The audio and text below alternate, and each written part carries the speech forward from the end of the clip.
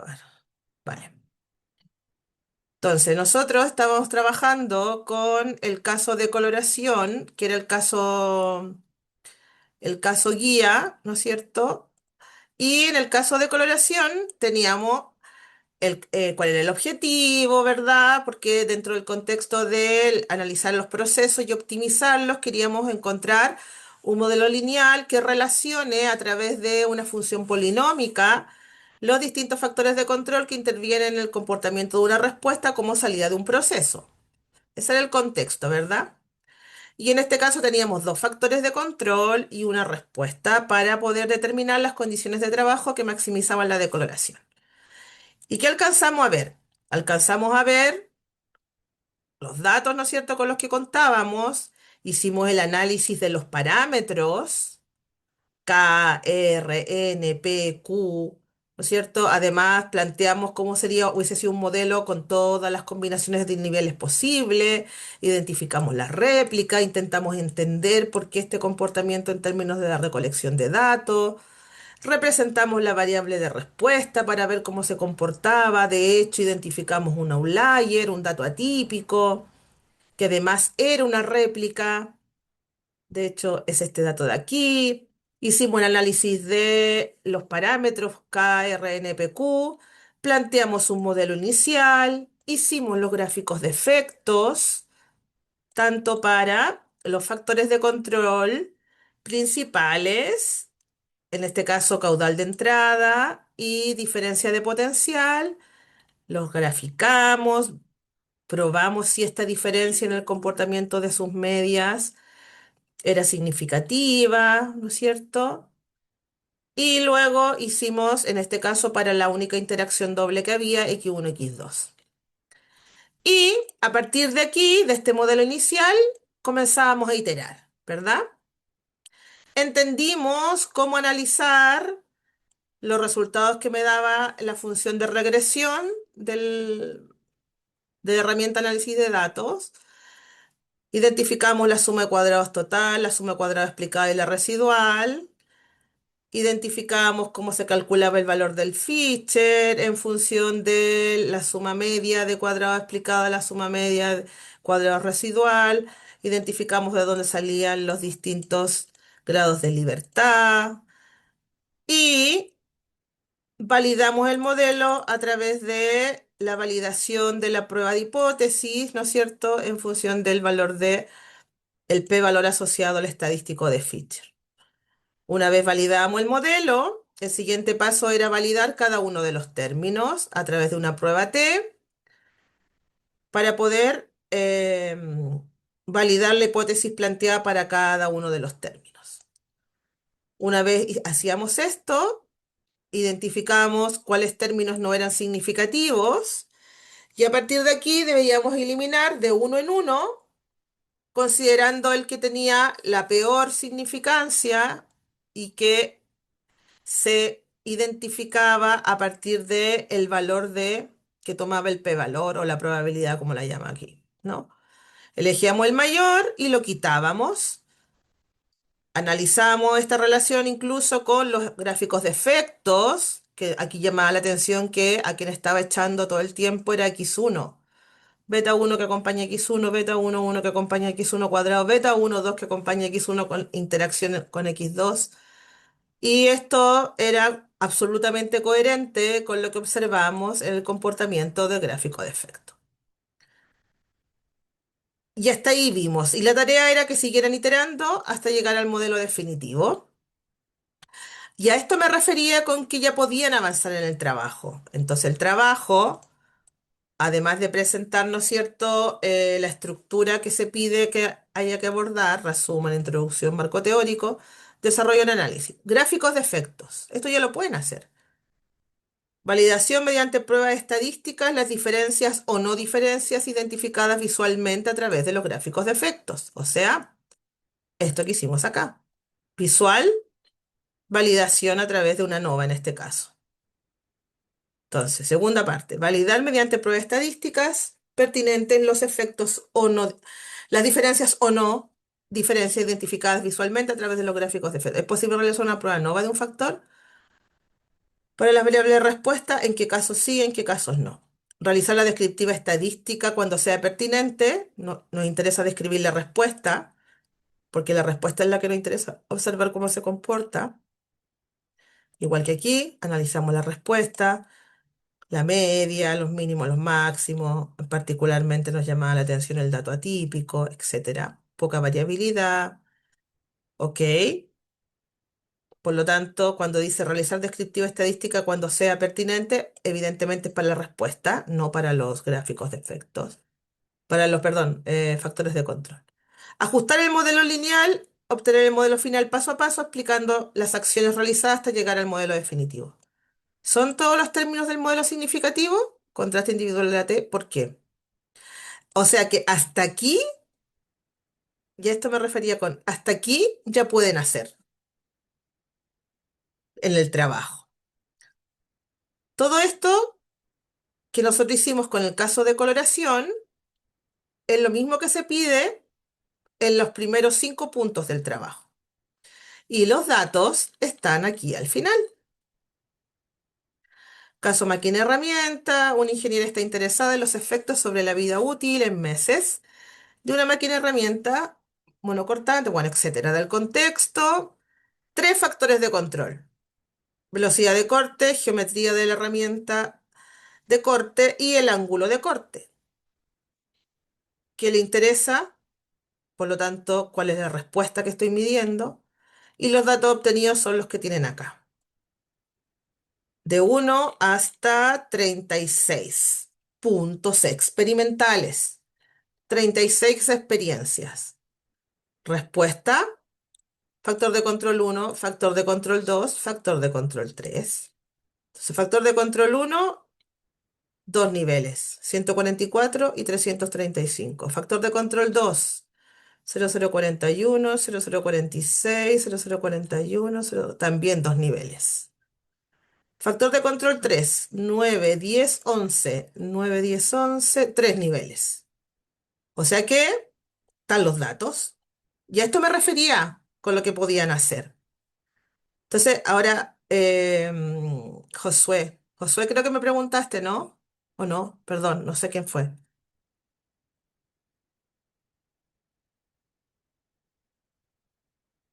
¿Por el alcance del trabajo?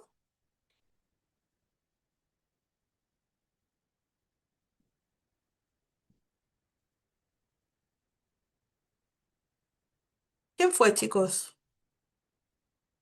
No sé si con esta explicación aclaré tu duda.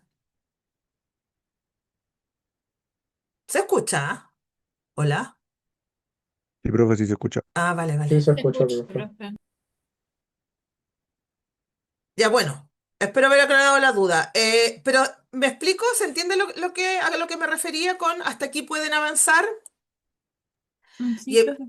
vale, y evidentemente lo que queda, los puntos, vale, el 6, el 7 es lo que vamos a hacer ahora, po.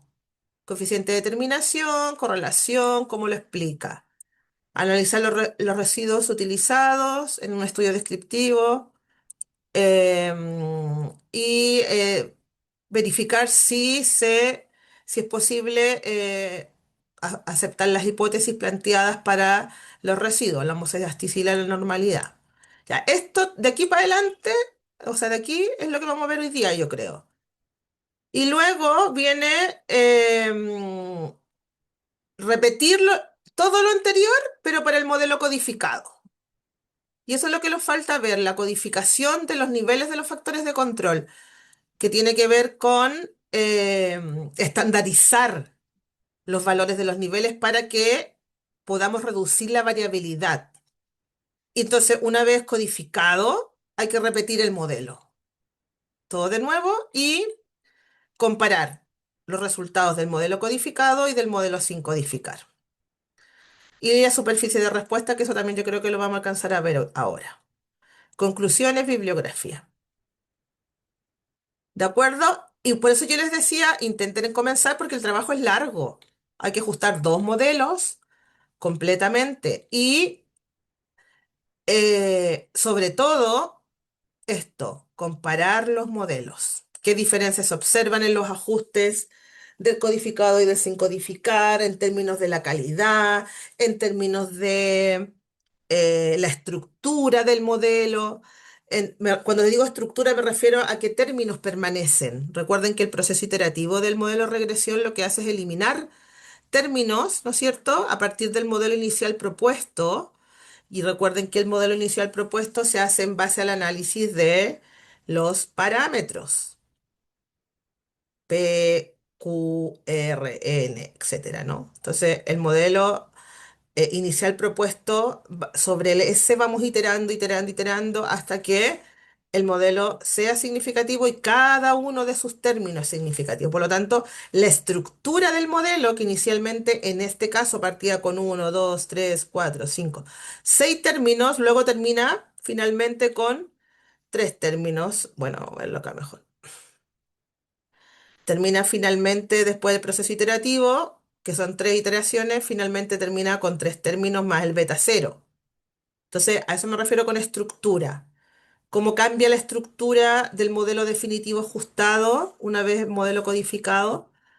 Entonces, quizás lo más importante sea, em, como del trabajo me refiero, a la parte del análisis final comparativo de los modelos y las conclusiones frente a, en definitiva, lograr explicar en términos prácticos el real efecto que tiene sobre la estructura final del modelo el codificar los niveles. Que eso es como, digamos, la intención de este trabajo, es como descubrir en la práctica qué ocurre cuando codificamos. ¿Vale? Ya, entonces, vamos a continuar hoy día con lo que los puntos que vienen, ¿no es cierto? Una vez ajustado el modelo, el análisis de residuos, superficie y respuesta. Y independientemente de esto, yo creo que para el jueves debieran tratar de avanzar hasta aquí para que me puedan preguntar dudas. Sí, es básicamente por eso que quiero que avancen, porque para que no se queden eh, como pillados en como problemas más bien técnicos que como, no, no sé, no, no me sale el valor de la T, etcétera. ¿De acuerdo? Ya. Entonces, volvamos a nuestro modelo. Dijimos que, sí, dijimos que en el caso que estábamos analizando, el caso de coloración, que teníamos dos factores de control y una respuesta, habíamos hecho el proceso iterativo, ¿verdad? Y debíamos llegar a este modelo definitivo. Entonces nosotros terminamos en esta primera iteración. Y en la primera iteración, donde identificamos, ¿no es cierto?, los distintos valores que nos entrega el modelo y cómo interpretarlo, que incluso dijimos de lo de acá, de hecho solo me interesa el coeficiente de correlación, el R cuadrado y el número de observaciones. Y que de momento no iba a analizarlo porque esto me interesaba cuando hubiera definitivamente ajustado el modelo. Y el criterio para decidir qué término de los no significativos sale en cada iteración era el que tenía el mayor p-valor. Por lo tanto, en la siguiente iteración, de hecho, aquí hay tres, ¿no? S, el beta uno, el beta uno 2 y el beta uno uno. Es decir, este es el que acompaña el X1, este es el que acompaña la interacción doble X1, X2, aquí lo tenemos, ¿no? Este es el que acompaña a el término X1 cuadrado, ¿no? Entonces tenemos tres no significativos y de acuerdo al criterio, recuerden que el criterio también lo tienen explicado acá, los términos no significativos deben eliminarse uno a uno, empezando por el de menor significación, es decir, el que tenga el mayor p-valor. Por eso, de nuestros no significativos, el de mayor p-valor, aunque por muy poquito, es el x1 cuadrado. De hecho, ¿se acuerdan que yo también les comenté que a medida que fueran haciendo ejercicios, recuerden que tienen dos ejemplos en la guía práctica y un ejemplo completo también resuelto? Va a ser que tienen que hacer, digamos, como de análisis de caso. Recuerden que em, siempre tienden a irse los términos de mayor grado, porque en definitiva no aportan a la interpretación del comportamiento de los factores de control sobre la respuesta. Y eso es súper interesante como fenómeno, porque detrás de esto hay matemáticas, sumas de cuadrados. Y sin embargo, conceptualmente, el modelo tira para afuera términos que realmente nos van a aportar a la interpretación de la relación que hay entre los distintos factores de control. Entonces, bueno, el menos significativo es el beta 1,1, que es el que acompaña el x1 cuadrado, por lo tanto, este de aquí el que se va. En la siguiente iteración, por lo tanto, vamos a sacar a este término, el x1 cuadrado que acompaña el beta 1,1. Por eso, no sé, que por cierto no sé si alguien lo hizo y pudo llegar al resultado. Las siguientes dos iteraciones, ¿lo pudieron hacer, chicos? Sí, sí lo hice. Sí, profe. Sí, y llegaron. Sí, Ah, genial, genial. Ya, entonces, en la primera iteración eliminábamos ese. Por lo tanto, quitamos esa columna de la matriz, ¿ven? Que el x1 beta 1, o beta 2 x2, beta 1 2 x1 x2, beta 2 2 x2 cuadrado. ¿Ven? Que no está el x1 cuadrado. O sea, la misma matriz, eliminábamos la columna. Por lo tanto, ahora el modelo no tiene el x1 cuadrado. Entonces, mismo procedimiento, todo el análisis otra vez, validación del modelo, bien, significativo, se rechaza H0 porque el valor crítico de F, el p-valor, es menor que 0,05. Check. Seguimos avanzando. Y en este caso solo nos da un término que no es significativo. Y es la interacción doble. Y aquí pasa igual algo interesante porque fíjense, ya esto me refiero con lo analítico, porque lamentablemente como el proceso metodológico es iterativo, nos tiende a llevar a la mecanización. Es como, total es mecánico todo el rato, pero también hay que comprender el fenómeno que se da de una iteración a otra, y por eso es importante este análisis inicial de los efectos. Recuerden que en la primera iteración estaba echando para fuera del modelo todos los términos que tenían involucrado el factor de control 1. ¿Se acuerdan? El beta 1 que acompaña el x1, el beta 1,2 que acompaña el x1 con el x2 y el beta 1,1 que acompañaba el x1 cuadrado. Entonces, estaba siendo coherente con esto. El efecto que provoca x1 sobre la respuesta no es significativo. Si bien podemos observar aquí una línea de tendencia que tiende a la baja, pero también está aquí este de acá el que está haciendo ruido, que es el famoso 38, ¿no es cierto? Que se escapaba del comportamiento de la respuesta, que lo pudimos evidenciar a través de la identificación de este valor como un outlier incluso. Pero esta tendencia a la disminución de la media, forzada por este término, realmente no es significativo a nivel poblacional. Por eso el modelo está diciendo, no me interesa el X1 da lo mismo. Bueno, pero al hacer la siguiente iteración ya no es tanto da lo mismo. Fíjense que sí logra dejar como significativo al beta 1 X1. Y es como también tiene lógica, porque no podríamos hacer, o sea, podría pasar, pero sería, entonces, chuta, el factor de control que elegí lo elegí mal, po, porque en definitiva no está provocando ningún tipo de efecto sobre la respuesta, por lo tanto, el caudal de entrada no está afectando la decoloración realmente. Entonces, ¿por qué elegí ese factor de control? Recordemos que nosotros venimos de los datos que proporcionados por el experto, ¿no? Entonces, bueno, sí, lo tiro para afuera, pero algo hace. Pero entonces, finalmente el modelo, aunque detrae matemática, lo deja. Y al que sí echa es a la interacción doble. O sea, ¿qué me está diciendo esto además? Que en realidad el comportamiento de la respuesta no cambia cuando el factor de control 1 interactúa con el factor de control 2. De hecho, lo que vimos con el factor de control 2 en los efectos, por ejemplo, era que efectivamente a mayor porcentaje de, o sea, perdón, bien digo, a mayor porcentaje de coloración, los niveles del factor de control 2, que son la diferencia de potencial, van aumentando. Por lo tanto, ¿qué podíamos concluir aquí? Que a mayor voltaje, mayor decoloración. A diferencia de lo que pasaba aquí, a menor caudal, a mayor caudal, perdón, pero no era significativo. Mayor caudal, menor decoloración. Pero en este caso sí. Esta diferencia que observamos, mayor voltaje, aumenta la decoloración, sí es significativa. Ok. Pero con respecto a la relación que hay con el caudal, más o menos se mantienen. Entonces, ok, da lo mismo el caudal en relación con la interacción con el voltaje. En definitiva, lo que está provocando el cambio en la respuesta, el cambio en la decoloración, en el porcentaje de decoloración, realmente es el voltaje. Por eso, finalmente, el modelo decide muy hábilmente echar para afuera a la interacción doble, pero sin embargo quedarse con el X1 lineal. Ok, solo tenemos uno no significativo, no hay nada que decidir, se va para afuera. Y por último, en la última iteración, solo nos quedan estos tres términos, x1, x2 y x2 cuadrado. ¿Ven? Sacamos esos dos.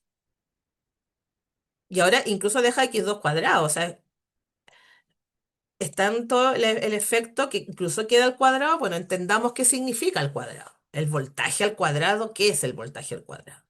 Bueno, veamos. Ajustamos el modelo, bien, menor que 0,05, modelo significativo, check. Y validación. En este caso, todos los p-valores son menores que 0,05, por lo tanto rechazamos la hipótesis nula. ¿Qué dice la hipótesis nula? Que los betas son cero. Por lo tanto, no son cero, son significativos. Ok, ahora paramos la iteración. Modelo definitivo. X1, X2, X2 cuadrado. Y el beta cero. Y ahora es cuando tenemos que analizar el modelo ajustado. De hecho, la primera parte es analizar el comportamiento de la estructura del modelo. Es decir, tres iteraciones, modelo definitivo, ¿no es cierto? Este que tenemos acá. El primer paso de análisis, porque recuerden que todo este jaleo es para optimizar el proceso, que es lo que realmente nos interesa. Entonces, vemos el modelo ajustado. Ok, fíjense lo poco que pesa X1, lo poco que aporta a la respuesta. Menos de uno. Además, negativo. ¿Y por qué es negativo? Porque el efecto es negativo, acuérdense. A mayor, menor. Por eso es negativo. Ah, ok, bien. Y además, el modelo lo dejó, sí, dejémoslo, pero con un peso súper pequeño. Fíjense con respecto al peso que tiene X2, 14 veces más. Y positivo. Entonces, el caudal está haciendo que decrezca la decoloración por el signo. Poquito, pero la hace decrecer. En cambio, la diferencia de potencial, el factor de control 2, la hace crecer bastante con un signo positivo. Y de hecho, chuta, ¿y el x cuadrado qué es esto? ¿Qué es el voltaje al cuadrado? No es nada, po. Efectivamente, el x2 cuadrado más bien actúa como un regulador matemático. Es tanto el peso que tiene x2 que de alguna manera lo regula. ¿Ves que lo resta? Y esto es un equilibrio matemático necesario por el método de los mínimos cuadrados. No tiene otra explicación técnica. Porque el voltaje al cuadrado no es nada. No lo puedo considerar como, ok, al cuadrado lo puedo interpretar como si hiciera esto con el voltaje. No, actúa más bien como un regulador matemático. Y el beta cero que también es como el ajuste. Es como, pesa mucho, bueno, regulémoslo un poquito. Pero sí lo que podemos observar en este primer análisis es que efectivamente X2 es el que lleva la batuta en términos de la influencia en el porcentaje de coloración y en definitiva el caudal no tiene mucho que hacer. Si bien le resta, baja la decoloración a medida que aumenta el caudal, pero no tiene mucho que hacer. Ese es el primer análisis conceptual que hacemos del modelo definitivo ajustado. ¿Ok? Luego tenemos que seguir también con parte metodológica. Una vez ajustado el modelo, y aquí voy a volver a la parte teórica, una vez ajustado el modelo con el método de los mínimos cuadrados, ¿no es cierto? Em, Validación del modelo con el ANOVA, validación de los términos con la prueba T. Tenemos que hacer el análisis de residuo. Y en este caso también vamos a hacer un análisis de residual visual. necesitamos probar el principio de homoselasticidad. ¿Qué es el principio de homoselasticidad? El principio de homoselasticidad es de varianza constante, de no variabilidad. Por lo tanto, ¿qué esperamos? Que los residuos, ahí dónde está, se comporten de una manera más o menos homogénea. No es que no haya variabilidad, sino que esta variabilidad sea más o menos constante. El primer gráfico que analizamos es el error versus el I estimado. El I con el gorrito, el I estimado, el valor de la respuesta estimada por el modelo. Y el E es el error o residuo. Recuerden que el error o residuo se obtiene calculando la diferencia entre el I experimental y el I estimado por el modelo. De hecho, gráficamente el residuo es esa distancia po, entre el valor del punto, el punto recuerden que el experimental, la recta en este caso es el modelo ajustado. La diferencia entre ese punto que yo obtengo a través de los datos experimentales versus el que corresponde, ¿ven? Por eso está el I ahí, versus el que corresponde al punto que yo obtengo con el modelo es el residuo o error de estimación. Por lo tanto, tenemos que representar gráficamente esos valores del error versus el I estimado. Y tenemos que observar un comportamiento homocedástico, es decir, más o menos una variabilidad homogénea. ¿Se fijan? Aquí hay una nube de puntos más o menos igualmente distribuida. En cambio acá y acá observamos que aquí hay menos variabilidad. Los puntos están más juntitos y aquí hay más variabilidad. De hecho, yo podría pensar que a medida que crece el valor de la respuesta, en este caso, a medida que crece la decoloración, la variabilidad aumenta, es decir, el error aumenta. Por lo tanto, aquí no se está cumpliendo el principio de homocedasticidad. Y aquí un poco un comportamiento de patrón. Aquí hay más variabilidad, acá hay menos, aquí de nuevo hay más. Ya. Ni este, ninguno de los dos rojos tiene un comportamiento homocedástico, que debiéramos esperar una nube de puntos más o menos igualmente distribuida. Y también tenemos que representar ese residuo frente a cada uno de los factores de control. Y debiéramos esperar que su comportamiento fuera parecido al que observamos cuando hacemos los gráficos de efectos. Es decir, los errores debieran comportarse como se comportan los gráficos de efectos del factor de control frente a la respuesta. Y por último, la normalidad de los residuos, que son las tres cosas que hay que probar. Homocedasticidad del residuo frente al valor estimado de la respuesta, la homocedasticidad del residuo frente a cada factor de control y la normalidad en los residuos a través de un gráfico probabilístico normal. Ese es el siguiente paso en términos de análisis del modelo ajustado. Entonces, necesitamos calcular los residuos. ¿Cómo calculamos los residuos? Primero que todo, necesitamos el I estimado, porque el I experimental lo tenemos. Pues aquí están, de hecho, en la tabla, esta es la tabla que tienen. Esta tabla o matriz es la matriz del último modelo. ¿Y se acuerdan? X1, X2, X2 cuadrado y el Y, que es la matriz original a la que le fuimos quitando columnas de acuerdo a que fueron desapareciendo los términos. Entonces, esta es la matriz definitiva. Aquí el modelo se detuvo y por lo tanto es el modelo definitivo. Esta misma matriz es la que yo copio acá. ¿Se fijan? X1, X2, X2 cuadrado y la respuesta. Y aquí al ladito voy a construir el I estimado. ¿Cómo se construye el valor del I estimado?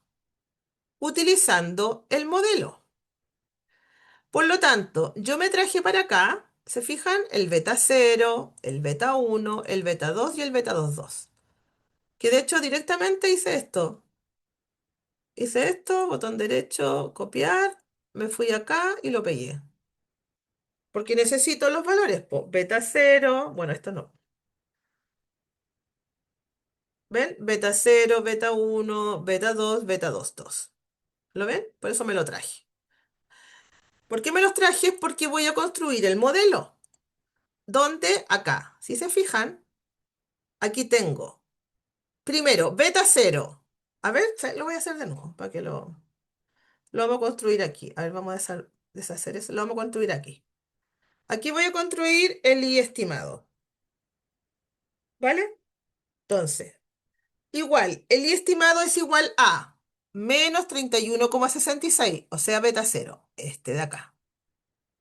Menos, no, más, porque el menos está aquí, más menos 0,86 por x1. ¿Cuánto vale x1? 5. Más 14, el beta 2, 14. Por x2. ¿Cuánto vale x2? Ahí está x2. Menos, bueno, más, porque el signo está considerado acá, más 0,30, más menos 0,38 por x2 por x2, y lo volvemos a marcar, o marcamos directamente donde tengo x2 cuadrado, que es ese de ahí. Listo, ahí tengo el i. 68,84. Ese i corresponde, le voy a quitar un poco de decimal. Ese i corresponde a x1,5, x2,10 y x2,2, 100. O x2 cuadrado 100. Entonces estoy metiendo los valores acá directamente y entrego el i. Y luego aquí ya se puede arreglar porque queremos fijar, ¿qué queremos fijar?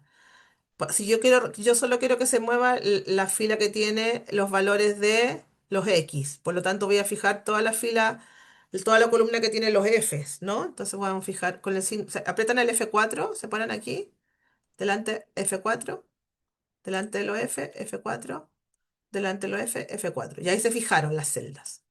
¿Para qué los fijo? Para agarrar esto y arrastrarlo. Y así no tener que repetirlo cada vez. ¿Ven? Revisemos. Sí. Como fijé las F, no se mueven las F, si solo se mueven la columna B, C y D, donde están los valores de X que van cambiando. ¿De acuerdo? Vale. Entonces, aquí ya está calculado, lo mismo que hice acá, está calculado. Lo vamos a eliminar para no llenar de... Ok, entonces, ¿qué tenemos acá? Los I estimados. Ok. Y el residuo dijimos que era el I experimental menos el I estimado. Vale, una cosa antes. ¿Por qué los residuos o sea, perdón, los I estimados se repiten? Vamos a quitarle decimales para que no se vea tanto acá. Vale, ¿por qué estos dos son iguales, estos dos son iguales, estos cuatro son iguales, estos dos son iguales? ¿Por qué pasa eso?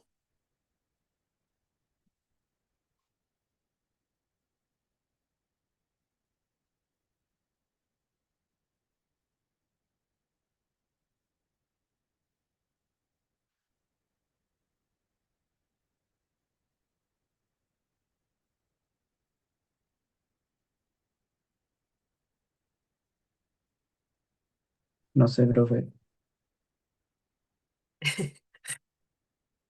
A ver, por ejemplo, en estos dos primeros.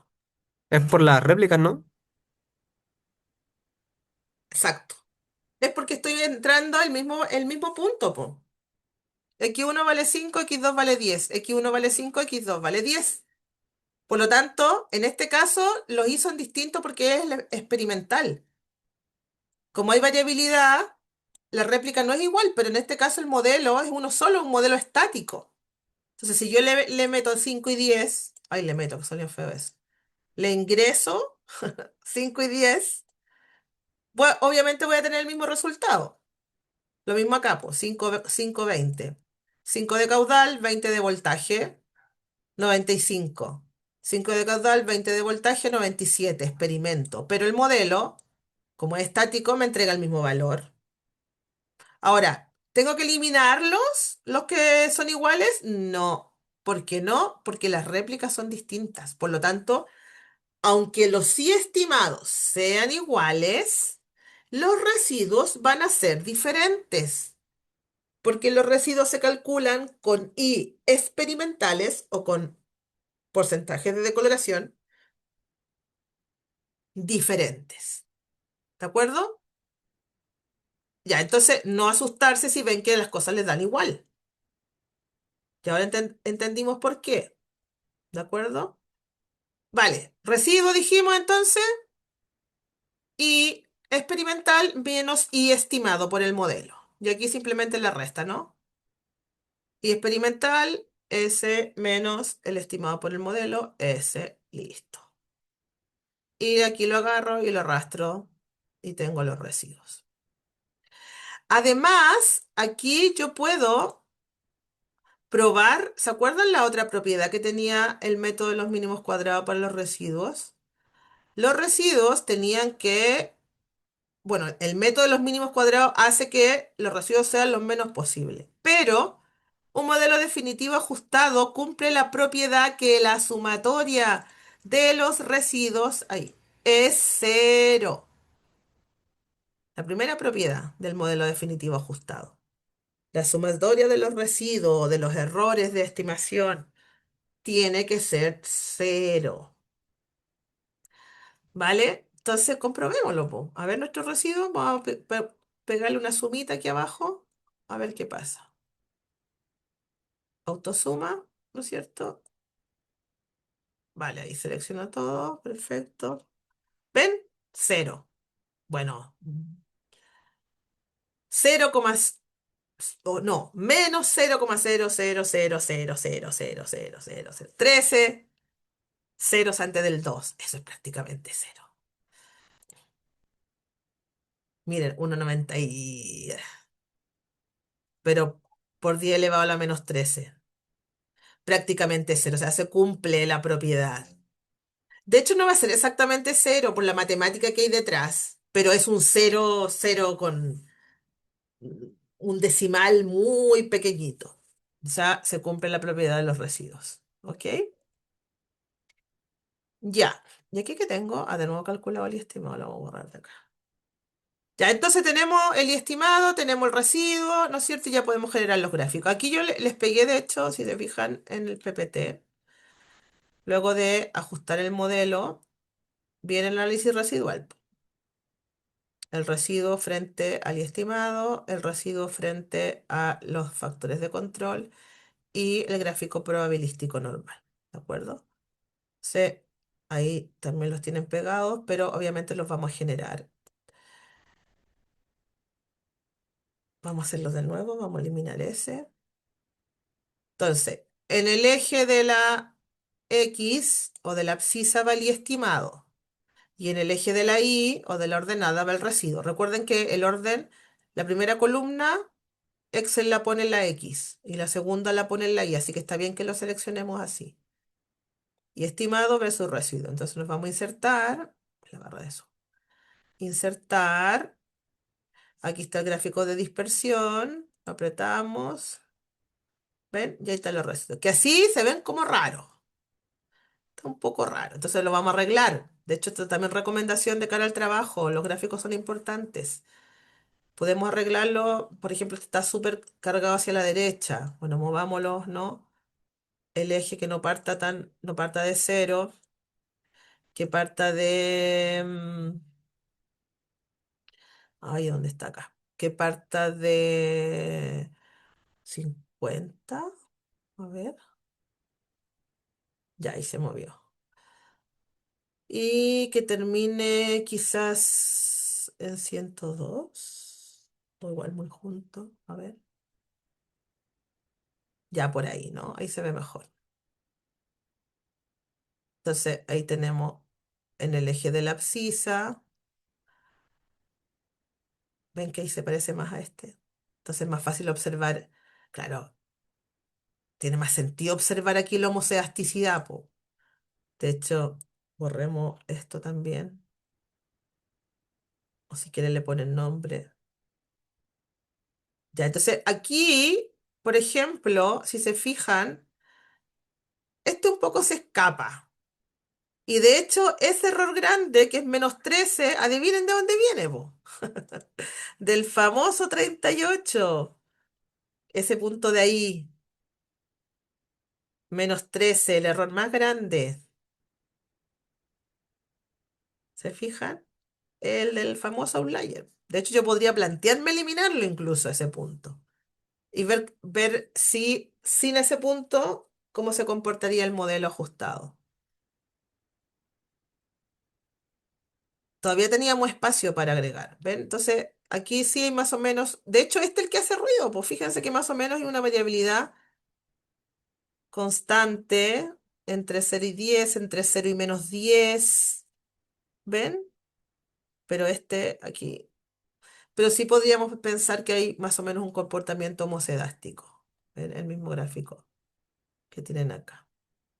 Profe, Dime, que usted abajo de la columna de errores ¿sí? hizo como algo y lo dejó en rojo. ¿Podría repetirlo, porfa? Que justo ahí me perdí. La suma es la suma nomás. Puse la suma. Aquí, apreté la autosuma, enter, eso. Para probar la propiedad Ah, ok. de la sumatoria de los residuos cero. Ok, Esa. ok. A ver, peguémosla.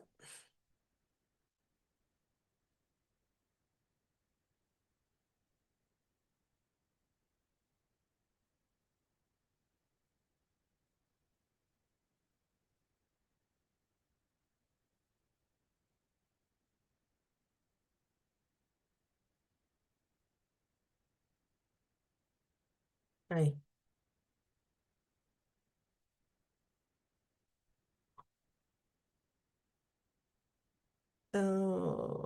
Insertar. ¿Dónde está? Aquí.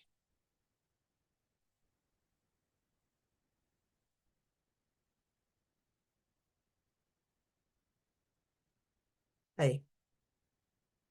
Vale. Ok. Y luego tenemos que graficar los residuos frente a cada uno de los factores de control. Entonces aquí tengo para el factor de control 1 y el factor de control 2. A ver, lo vamos a hacer de nuevo. Vamos a borrar estos. ¿Y dónde dejé los otros? Este es del... ¿Dónde tengo los otros acá?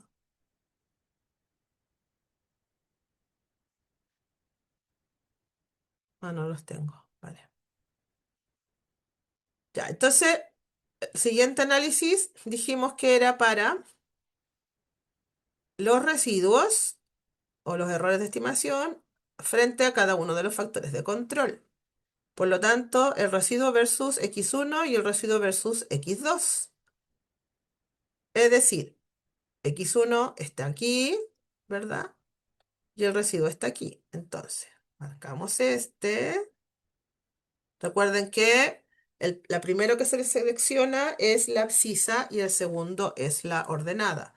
Por lo tanto, esto iría abajo, X, y este sería el Y, que es el residuo. Me refiero, cuando digo Y no me refiero a la respuesta, me refiero al eje de la ordenada. ¿Vale? Hasta ahí. De hecho, es con el, miren, marcan estos, apretan control y marcan estos. Y ahí suelto el control. Entonces, insertar, otra vez dispersión, ¿ven? Y ahí está.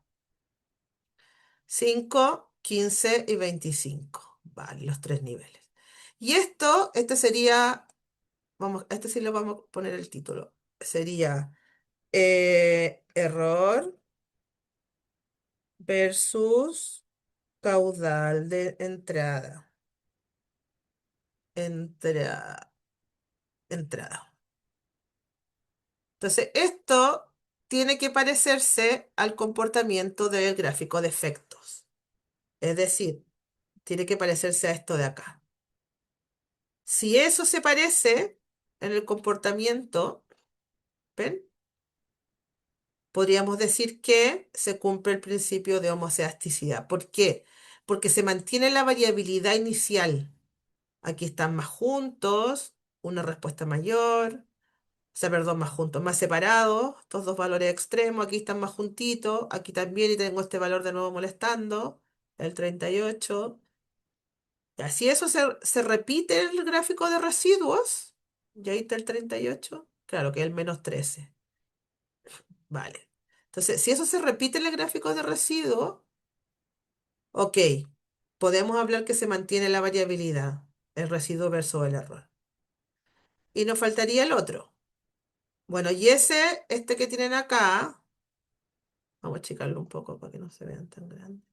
Y ese que tienen, ahí, ese que tienen acá es el mismo que tienen aquí, po.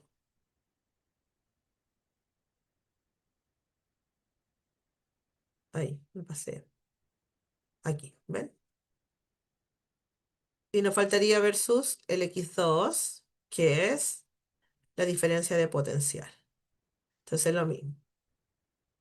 Marcamos x2, aprieto control, marco el residuo, me voy a insertar, gráfico de dispersión. ¿Ven? Y este sí estaría bueno arreglarlo un poquito para que no quede tan desplazado. Y si vamos a comenzar, es que no sé si comenzar, a ver, por ahí, un poco menos, mueve.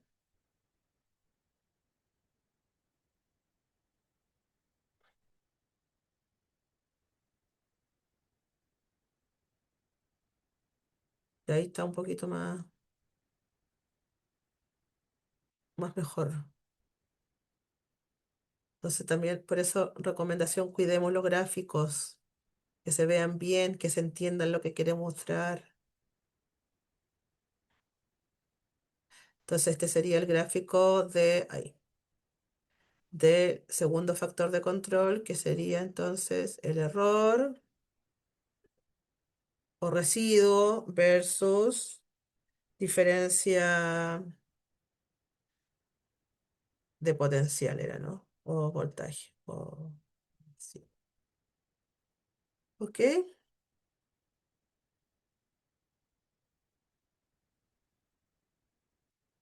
Ahí, ahí está el otro. ¿Vale?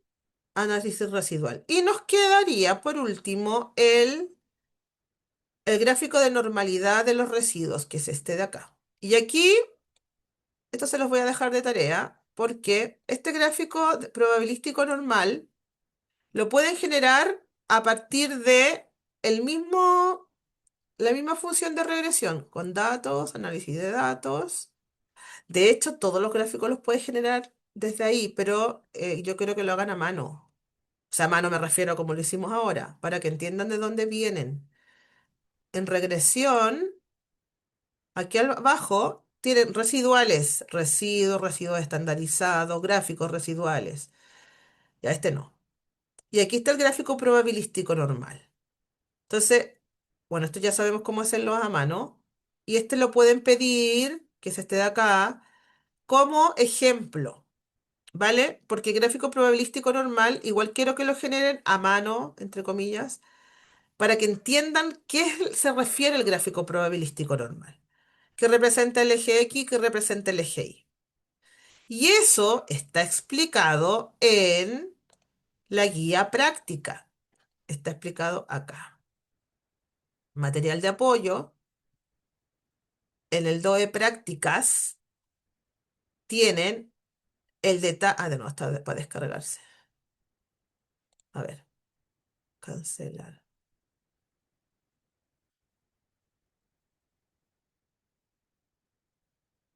Vale. Entonces, en este archivo. De hecho, aquí está explicado de nuevo todo el tema de cómo activar la herramienta. Aquí tienen unos ejemplos de una respuesta con dos factores de control, de cómo ajustar el modelo, de los distintos pasos. Está todo explicado también aquí, con un Excel más antiguo, pero es lo mismo. Y una vez ajustado el modelo, tienen la obtención de los gráficos de residuos. Lo mismo que les expliqué yo ahora, está aquí explicado para cómo se calcula el estimado, cómo se calculan los residuos. Y aquí tienen cómo generar el gráfico probabilístico normal. Tienen que generar esta tabla. tienen que generar la frecuencia corregida, el error estandarizado y calcular el Z de la normal tipificada con media serie de desviación tipo 1. Entonces está todo explicado paso a paso. Entonces, quiero que ese gráfico, que es el que nos falta y que también lo pueden obtener de forma automática, lo aprendan a hacer a mano para que entiendan de dónde viene. Y esta sería la tarea que va a quedar hoy, así como la otra vez quedó la tarea de avanzar con, con las iteraciones. Generar gráfico probabilístico normal y compararlo con el que se genera automáticamente a partir de la herramienta de regresión. Y lo último es la superficie de respuesta. Y la superficie de respuesta nos permite, no, esto no, nos permite analizar el comportamiento de la respuesta en función de los distintos valores de los factores de control. Y por eso ya hablamos de una superficie. De hecho, acá hay dos diferentes. Una está generada así y la otra para el otro lado. ¿Por qué? Porque vamos a rellenar. Recuerden que estamos trabajando solo con niveles. Tres niveles y tres niveles en ambos casos. Y cuando generamos una superficie de respuesta, lo que hacemos es como rellenarla. Por lo tanto, para cualquier valor de los factores de control. Entonces, ¿qué nos interesa? Identificar dónde está la mayor respuesta. En este caso, el porcentaje de coloración. ¿Qué combinación de niveles me hace que se generen las mayores respuestas? A priori, yo puedo pensar que entre más pequeño el caudal de entrada y más grande la diferencia de potencial, mejor va a ser la respuesta. Solo observando la estructura del modelo ajustado. Ya, pero ¿qué significa entre más pequeño? ¿Qué tan pequeño? ¿Hasta 5, como dice el experto que hizo la experimentación? ¿O puede ser menos? ¿O hasta 25? ¿O hasta 20? ¿Hasta dónde? Entonces, ese análisis nos lo permite hacer la generación de la superficie de respuesta. ¿Por qué? Porque para generar esta superficie de respuesta necesitamos construir esta matriz que tenemos acá. Y en esta matriz que tenemos acá, si se fijan, aquí en la primera fila tengo x2. X2, no sé, de hecho, a ver, vamos a borrar todo. Vamos a dejar solo. Ya, esto está vacío, ustedes parten así, ¿no? Entonces, x2 solo tiene,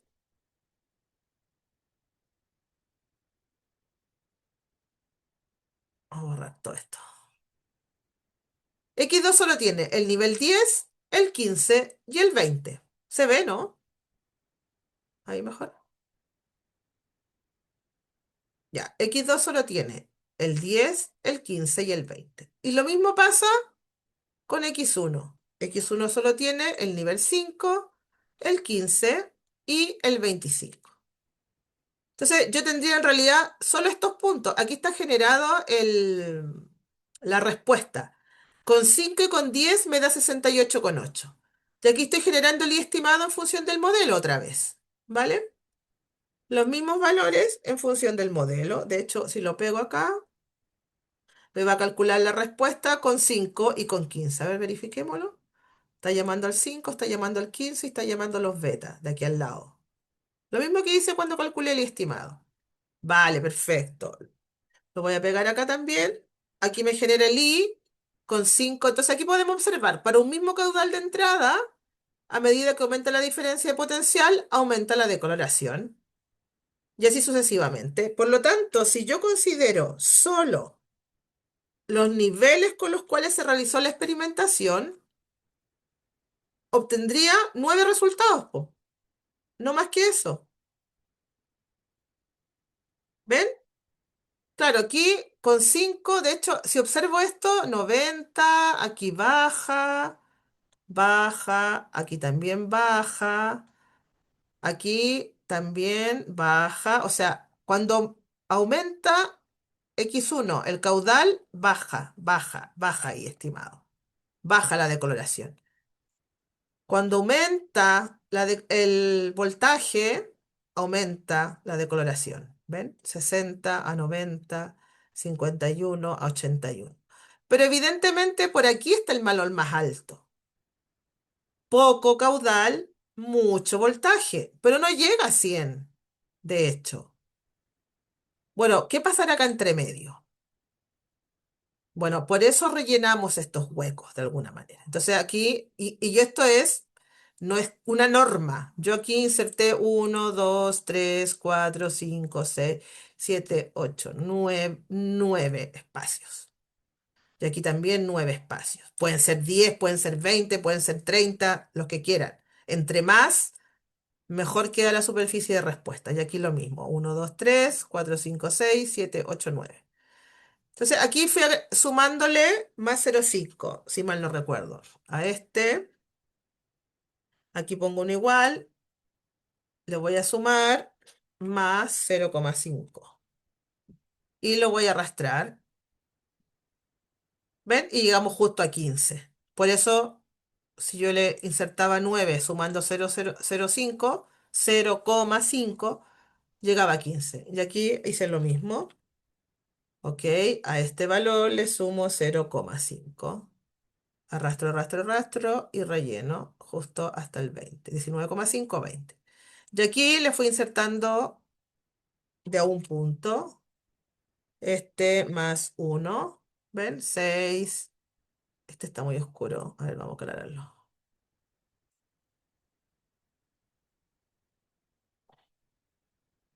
Vale. Entonces arrastro, ¿no? Tut, tut, tut. 14, ¿ven? Y aquí lo mismo. Al 15 le sumo 1 porque estoy avanzando de uno en uno. Ahora insisto, si quieren le pueden insertar 30 filas acá, no es una norma. Y luego tendría que rellenar todo esto. Entonces, por eso esto están fijadas las celdas. ¿Lo ven? Solo quiero que se muevan los valores de acá y los de acá. Entonces hay que fijar ahí las celdas. Completas las doble A, que son donde están los beta, están fijadas completas, ¿se fijan? En cambio, las celdas donde está el A y el B no se fijan completas. Entonces, ¿para qué? Para poder hacer esto, tirar para el lado y después tirar para abajo. Que eso también es una cosa técnica y tienen que probarlo. Si quieren esto después lo copian y lo pegan cuando hagan la superficie del trabajo, por ejemplo, y lo arreglan de acuerdo. Y esto es más interesante, pues, ¿no? Y a partir de acá yo genero la superficie de respuesta. Selecciono solo los valores del medio, por favor. Aquí recordar esto que siempre, profe, no me sale, no me sale. No hay que seleccionar todo. Solo los valores de las respuestas. ¿Vale? Solo los valores del medio, no los valores de las X, de los factores de control. Insertar, gráficos, todos los gráficos, y aquí está el de superficie, ese de ahí. Aceptar, y aquí también hay que hacer un arreglito, pues, bajarle el eje, por ejemplo, que está muy arriba. Entonces partimos en 50, creo, no sé, es que no me acuerdo cuál era el mínimo. ¿Ven? Y ahí lo pueden ir acomodando y editando para que se puede girar, se puede rotar, etcétera. Ahí tienen que ir jugando un poco para que el gráfico se vea más o menos decente, ¿no? Y se note en la superficie. ¿Ok? Ahora, evidentemente, la mayor respuesta está en esta zona, ¿se fijan? 98, 97, aquí empieza a bajar. Entonces, ¿yo aquí qué hice? Aquí tengo una superficie puesta al lado y aquí jugué con la matriz. Claro, no llego a 100. Entonces, ¿qué pasa si disminuyo aún más el caudal? Le agregué 4, 3, 2 y 1 de caudal, manteniendo el voltaje. ¿Se fijan? Pero es que hasta aquí ya luego, a ver, si avanzo con este. Miren, me paso de 100, pues, y eso no es posible. Por lo tanto, con 3 de caudal llego a 99, 94, que es como la mejor decoloración que se consigue. ¿Lo ven? Y no con tanta diferencia de potencial por esta relación, ¿no? Y si me mantengo en el caudal mínimo y aumento el voltaje que ocurre, ¿no? 21, 22, 23, etcétera. ¿Ocurriría algo si fuese así? Bueno, entonces un poco la idea de esta matriz es jugar también qué pasa con los puntos, ¿no? Y esto es también lo que se refleja en esta superficie de respuesta. Entonces, este pico de acá, por eso es como que después empieza a disminuir.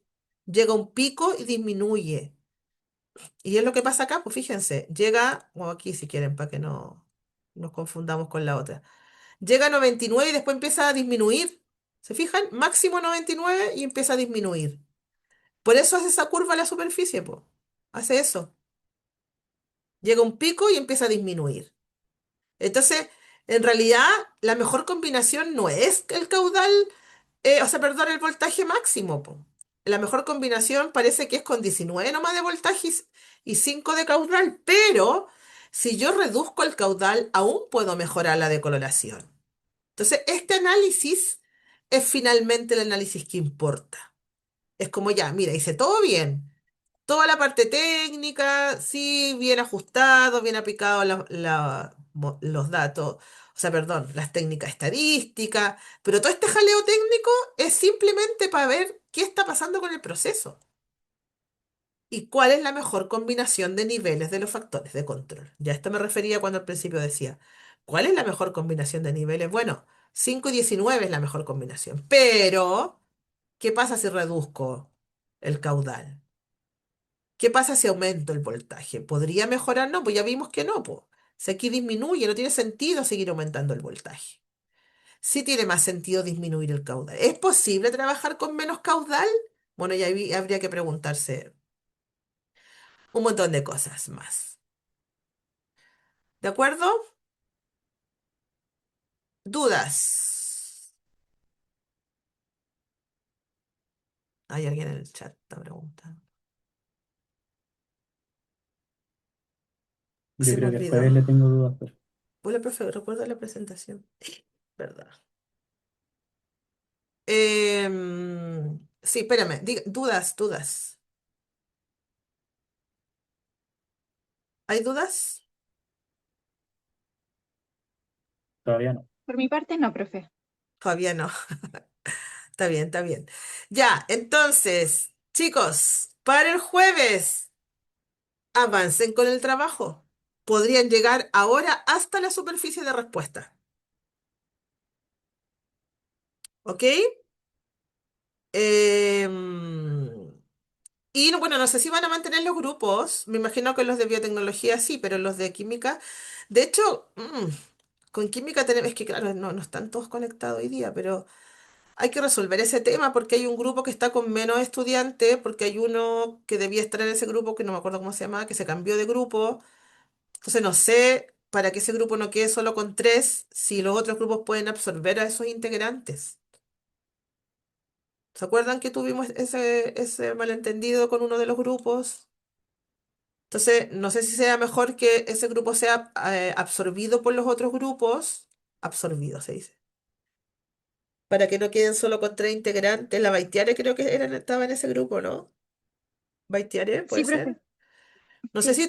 si porque ahora, este trabajo y el que viene es harto trabajo. Sí, habíamos hablado como por interno Ujú. de unas cosas y para no ser los tres nomás. Sí, po.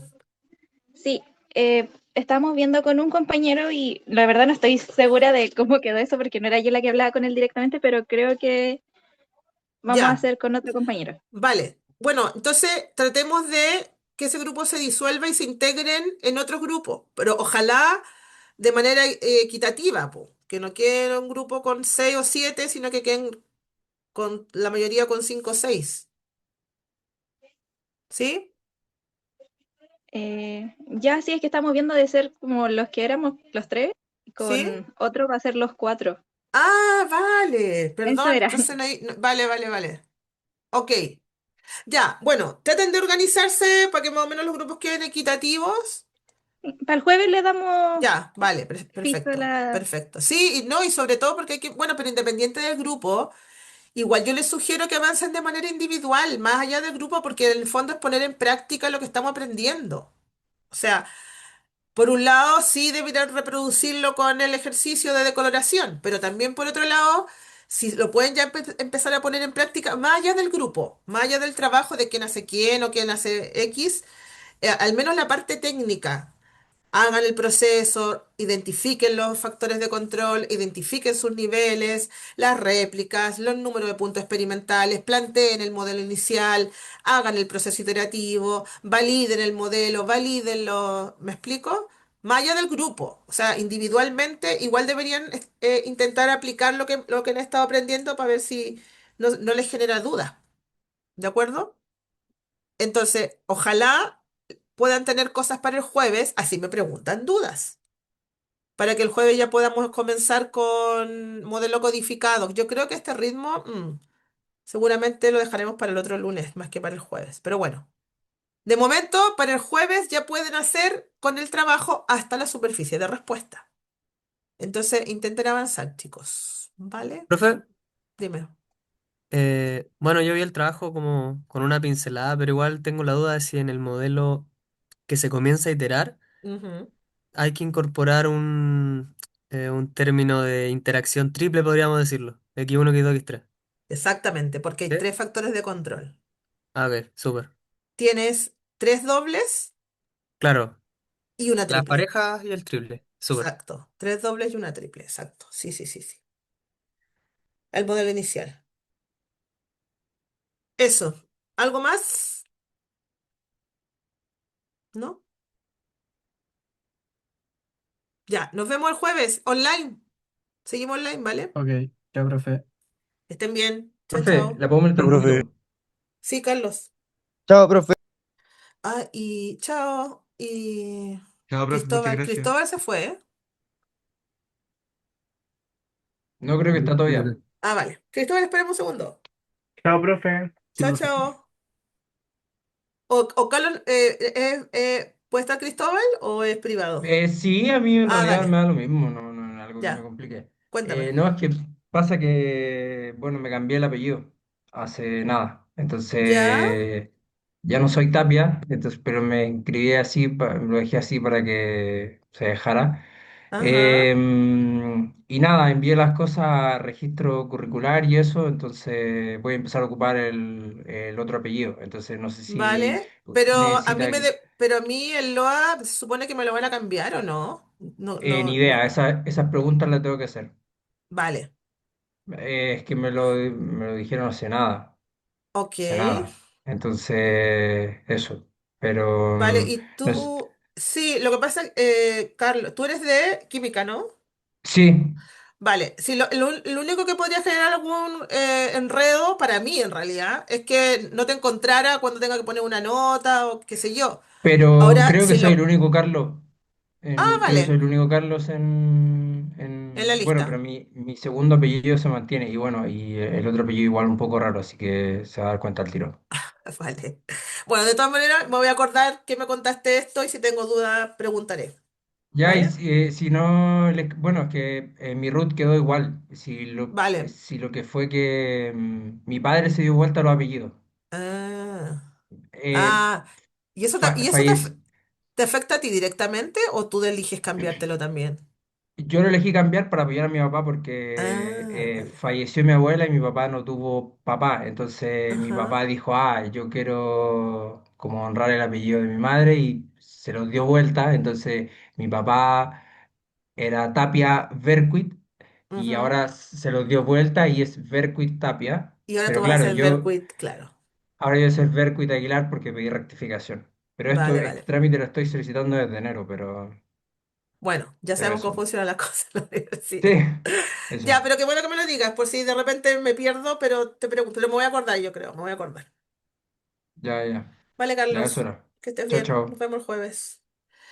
Cristóbal, se me Profe, olvidó, se me olvidó. no, profe, yo a mí igual. El jueves, Ya, ¿vale? Prepáralo para, es que sí, pues para no improvisarlo ahora, prepáralo para el jueves y el jueves tampoco me voy a alargar tanto y lo hacemos después de la clase el jueves. Ahora sí, ya. ¿De Igual me había acuerdo? dicho que le dijera al principio de la clase, no, no Sí, dije no, eso. se me olvidó. Entonces, Sí, pues, y a mí se me olvidó también. No, pero igual yo hoy día tenía pensado alargarme porque dije voy a hacer como un repaso, resumen de lo que hemos visto y de ahí continuar. Quería llegar a esta superficie de respuesta, por eso igual me alargué. Pero el lunes la hacemos más ajustada y al final vemos lo tuyo. Pero recuerda, como centrarte en lo más importante, que son las respuestas a las preguntas y la conclusión final, más que presentar el caso y las variables y todo eso. ¿De acuerdo? ya. Ya, Cristóbal, nos vemos. Pero profe, Dime. Uy, espérate que no, no paré pero grabar. igual